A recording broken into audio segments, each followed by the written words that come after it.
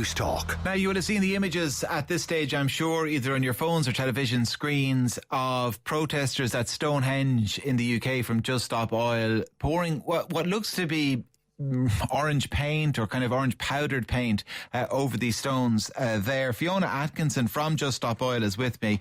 Fiona, thanks a million for taking the time.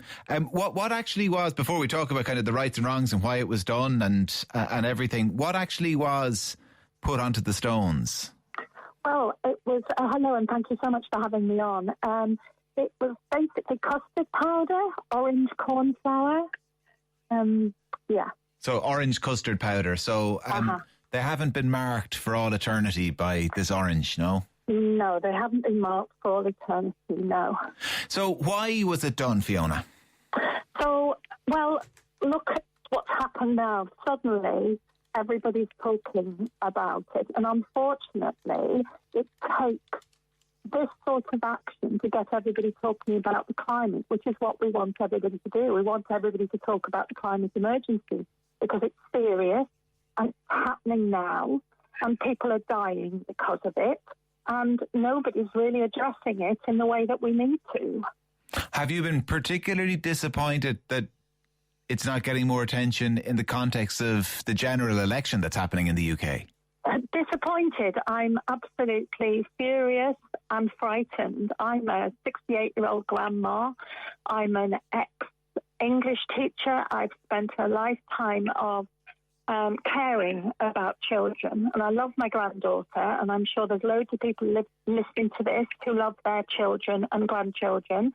And they must be watching the weather and the news and the hundreds that are dying in the Hajj.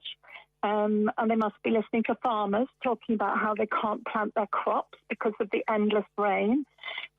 People listening probably have relatives in America and Australia and Canada where people are just regularly under terrible threat or losing their houses, their homes because of fires and floods. Climate emergency is happening now, and it should be top priority for everybody. And that's why we're doing this, because we're all acting as if it isn't an emergency.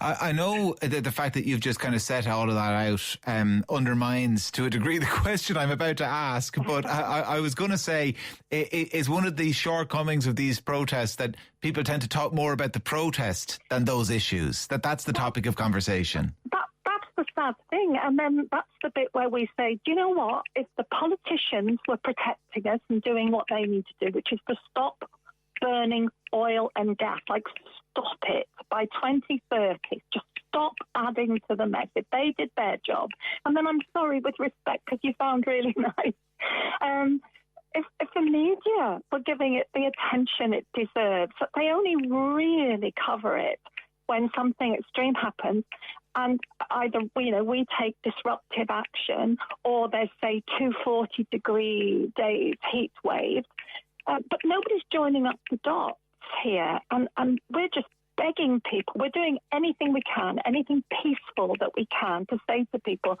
this is serious, and our politicians aren't doing enough, and we're just sleepwalking into more and more extreme weather, which is killing us. I mean, old people can't survive this.